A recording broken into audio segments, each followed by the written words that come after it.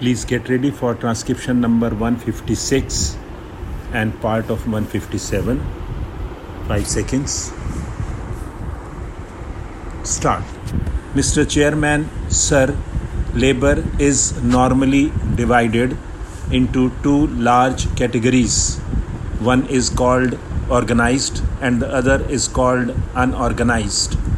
But I do think that there are two other categories, but one is not sure whether they would fall under either of these two. One of them is bonded labor and the other is child labor.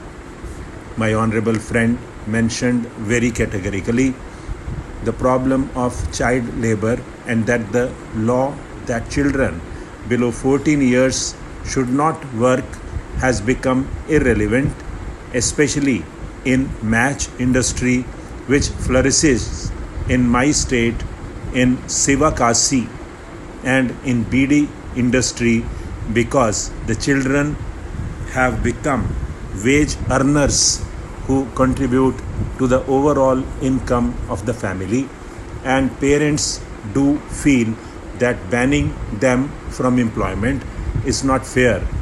But what is unfortunate is that even though the law does exist on record, but when it comes to children and their employment and their future, the state seems to hesitate, to vacillate.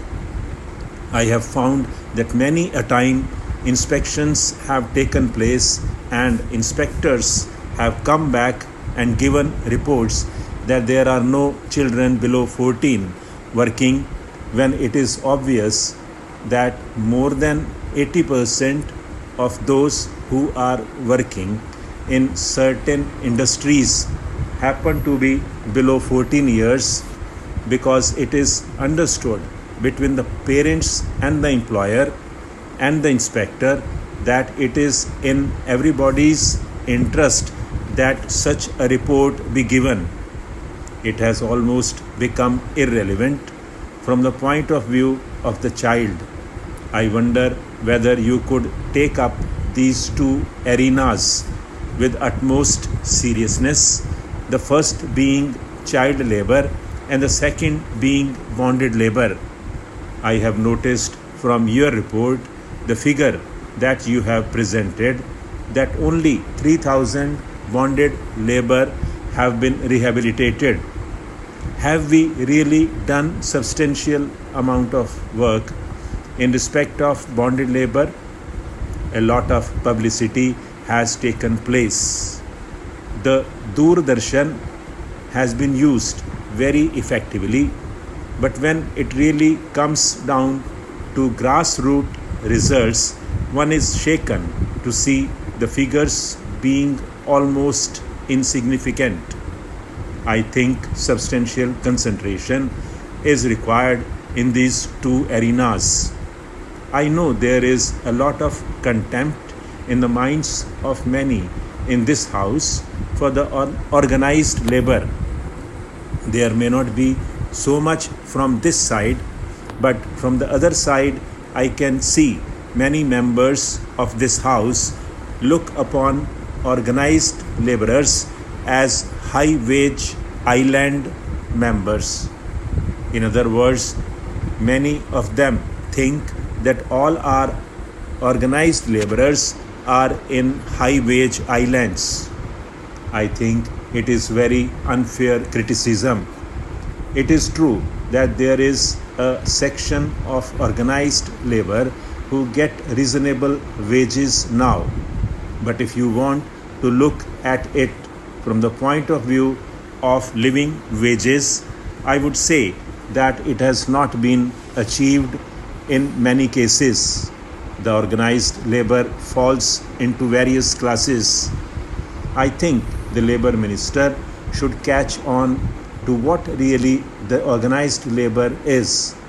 You have organized labor in large-scale industries and medium-scale industries.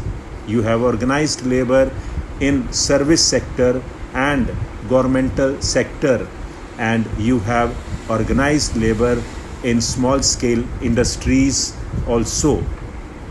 Unfortunately, they are one of the most exploited among the organized labor.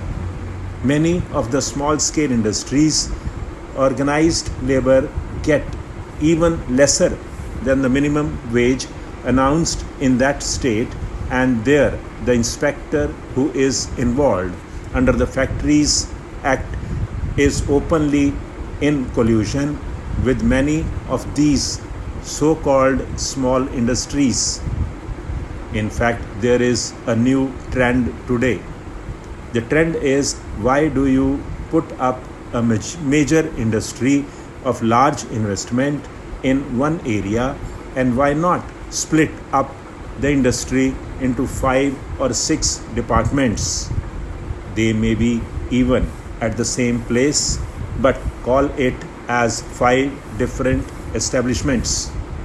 One produces the first stage of the product, the second stage of the product, the third stage of the product, the fourth the finished product, and make investment below rupees 50 lakhs.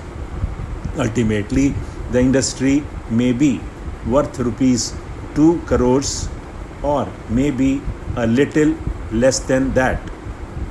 But then it is a small scale industry and it gets the protection for it.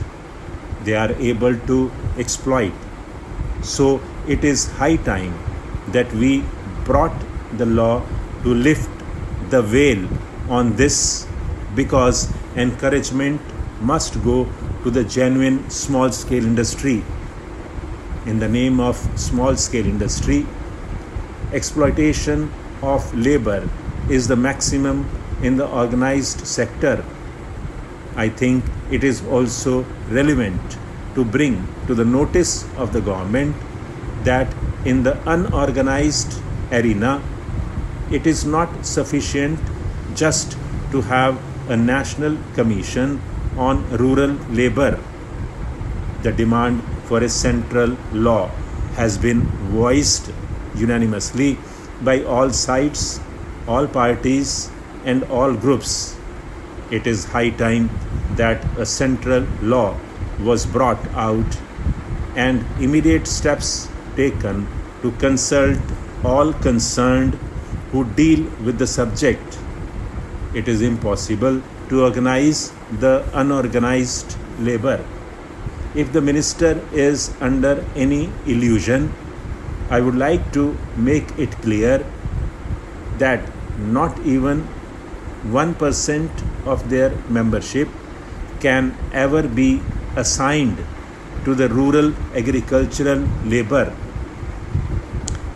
Mr. Speaker, sir, while considering the various aspects of the welfare ministry, it is essential to find out the ways and means to implement all those welfare programs that could lead us towards the establishment of a welfare society.